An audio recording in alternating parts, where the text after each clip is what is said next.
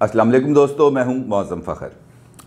हम गैर जानिबदार हैं। इस्टेब्लिशमेंट ने इमरान खान को वाज़ेह और दो टोक पैगाम पहुंचा दिया। इमरान खान से कहा गया है कि अपनी कारकर्दगी को बेहतर करें, गवर्नेंस को बेहतर करें। हर एक मामले का बोझ हम नहीं उठा सकते, हमारे कंधे को ज़्यादा देर इस्तेमाल ना करें, क्योंकि हमें इसका बैकलैश हम पे आता है और हमें इसका बोझ उठाना पड़ता है। तो एक हद तक तो बोझ उठाया जा सकता है क्योंकि हम एक स्टेट ऑर्गन हैं, लेकिन ज़्यादा देर तक हम इस बोझ को बर्दाश्त नहीं कर सकते। इसी तरीके से पैगाम अपोजिशन को भी पहुंचाया गया है। आपको याद होगा कि 2 दिन पहले पीपल्स पार्टी की सेंट्रल एग्जीक्यूटिव कमेटी का इजलास हुआ। उस इजलास के बाद प्रेस कॉन्फ्रेंस की बिलावल भुट्टो ने, और उन्होंने कहा कि हम सेनेट का इलेक्शन लड़ेंगे, और इस्तीफ़ों के ऑप्शन के हवाले से उन्होंने एक बड़ा लंबा चौड़ा एक प्रोग्राम और प्लान बताया कि इस प्लान पर अमल करते हुए हम इस्तीफ़े देंगे। उसके बाद आपने देखा होगा कि पीपल्स पार्टी ने एकदम थोड़ा सा उसके अंदर तहरीक पैदा हुई और उन्होंने MQM से रब्ता किया। उसके बाद अख्तर मेंगल साहब से भी उनकी बात हुई, और अब ये इतलात हैं कि वो जल्द ही बिलावल साहब जब लाहौर आएंगे तो मुमकिन तौर पर वो PMLQ की क़यादत से भी मिलेंगे। अब इसके अंदर इस्टेब्लिशमेंट का जो पैगाम पीपल्स पार्टी को यानी कि PDM को दिया गया, जिसका इजहार पीपल्स पार्टी की जानिब से हुआ, वो ये है कि जनाब आप चाहे प्राइम मिनिस्टर के ख़िलाफ़ नो कॉन्फिडेंस मोशन लेके आएँ या सेनेट इलेक्शन के अंदर आप अपना ज़ोर लगा लें, हम इसके अंदर बिल्कुल गैर जानिबदार हैं। आप अगर उसको गिरा सकते हैं तो गिरा दें, और सेनेट इलेक्शन जीत सकते हैं तो जीत लें। हमारी तरफ से ना आपकी हमायत की जाएगी, ना प्राइम मिनिस्टर इमरान खान और उनकी जमात की हमायत की जाएगी। अब होगा क्या, आपने कल देखा कि मरियम नवाज़ की फजलुर रहमान से भी मुलाकात हुई, और वहाँ पर उन दोनों ने अपनी जो प्रेस ब्रीफिंग है अंदर इजलास के अंदर, तो शायद उन्होंने पीपल्स पार्टी के रवैये के ऊपर और पीपल्स पार्टी की जानिब से ऐलान करदा फैसलों के ऊपर तहफ़्फ़ुज़ात का इज़हार किया, लेकिन प्रेस ब्रीफिंग के अंदर आके उन्होंने एक गुडविल जेस्चर दिया और उन्होंने ये कहा कि बिलावल ने ये अपनी पार्टी का जो भी मौक़िफ़ है वो कल PDM का 1 जनवरी को इजलास है कल लाहौर के अंदर जाती उमरा में, तो वहाँ पे वो अपना मौक़िफ़ सामने रखेंगे। अब पीपल्स पार्टी और नून लीग दोनों ही एक पेज पे हैं, इस लिहाज से कि दोनों जमातें सेनेट इलेक्शन में जाना चाहती हैं और ज़िमनी इलेक्शन भी लड़ना चाहती हैं। अब अगर एक अहम इदारे की जानिब से उनको ये यकीन दहानी कराई जा चुकी है कि हम गैर जानिबदार रहेंगे, तो इसका मतलब ये है कि अब एक पॉलिटिकल फ्रंट के ऊपर थोड़ी सी तेज़ी आएगी। इदारों का गैर जानिबदाराना मौजूदा सूरत हाल के अंदर PDM के मौक़िफ़ की जीत है, और अगर वो अपनी गैर जानिबदारी को इस्टेब्लिश करते हैं तो ये भी PDM की जीत है, और हुकूमत को इस मामले में थोड़ा सा गौर व फिक्र करना चाहिए, क्योंकि अगर देखा जाए तो ये पाकिस्तान की वाहिद हुकूमत है जिसको इस्टेब्लिशमेंट का इतना ज़्यादा हमायत मिली, इतनी ज़्यादा सपोर्ट मिली, लेकिन वो उस कारकर्दगी का मुज़ाहरा नहीं कर सकी जिसका लोगों का उसके ऊपर ना वो था, इंतज़ार था। ना गवर्नेंस बेहतर हो सकी, ना महंगाई पे काबू पाया जा सका, ना शुगर, आटा, चीनी, सीमेंट माफिया को काबू में लाया जा सका।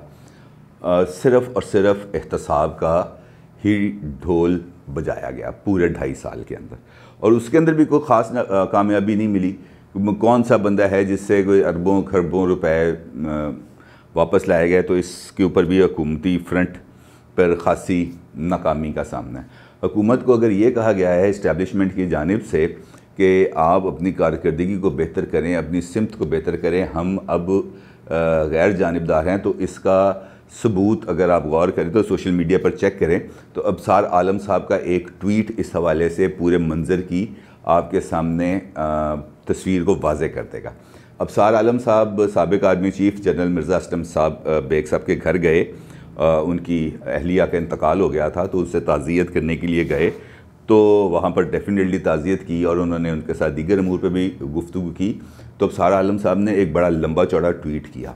उस ट्वीट के अंदर उन्होंने ये कहना था कि असलम बेग साहब ने से ताज़ियत के बाद दीगर अमूर पर भी गुफ्तगू हुई, और असलम बेग साहब ने कहा कि इमरान खान फ़ौज को अपने दिफा में खड़ा करने में नाकाम हो गए हैं, क्योंकि इमरान खान ये चाहते थे कि फ़ौज मार्शल लॉ लगा दे, लेकिन इस वक्त फ़ौज के अंदर कोई असगर खान नहीं है। अब फ़ौज के अंदर कोई असगर खान से मुराद ये थी, आपको याद होगा कि PNA की मूवमेंट के दौरान असगर खान साहब ने एक ख़त लिखा था, और जिसके बाद जिस पे उन्होंने दावत दी थी उस वक्त के आर्मी चीफ जनरल ज़ियाउल हक को कि वो मुल्क में मार्शल लॉ इम्पोज कर दें। तो उन्होंने कहा इस वक्त कोई असगर ख़ान नहीं है जो फ़ौज को इस किस्म की मुदाखलत के लिए मजबूर कर सके, और इस वक्त हालात भी इस तरह के नहीं हैं जिसके अंदर फ़ौज मार्शल लॉ लगाए, और फ़ौज मार्शल लॉ लगाना भी नहीं चाहती। पीडीएम एक खालिस सियासी अमल है और उसने अपना जो प्रेशर है वो बहुत ज़्यादा बढ़ा दिया है। और जो इससे पहले जो फ़ौज के अंदर जो मुशर्रफ दौर के अंदर एक डीप स्टेट का एक कॉन्सेप्ट फ़ौज के अंदर डेवलप हुआ था, अब फ़ौज ने उससे भी डिस्टेंस इख्तियार किया है।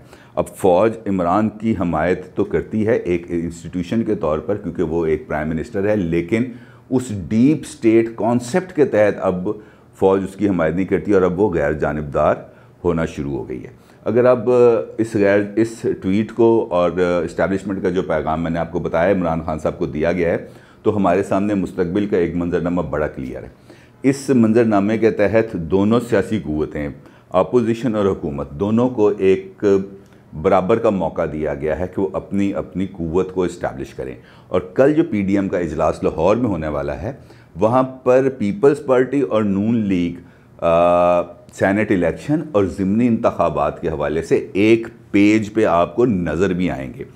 और वो दोनों ये बड़ी जमातें हैं, ये मिलकर पीडीएम की बाकी जमातों को अपने मौक़िफ़ के ऊपर लेके आएंगी। और कल जब इसकी प्रेस ब्रीफिंग होगी तो सेनेट इलेक्शन और ज़िमनी इंतखाबात में हिस्सा लेने के बारे में फ़ैसला हो जाएगा। क्योंकि अगर ये ज़िमनी इलेक्शन के अंदर और सेनेट इलेक्शन के अंदर हिस्सा लेती हैं दोनों जमातें, तो हुकूमत के लिए सेनेट के अंदर अगर उनको मामूली सी बढ़तरी हासिल होगी, मेरा ख्याल है कि वो कोई तकरीबन उनकी मजमूई तादाद सीटों की 56 या 57 हो जाएगी, लेकिन इतनी वाज़ेह मेजॉरिटी नहीं होगी कि वो बुलडोज़ कर सकें ईवान को।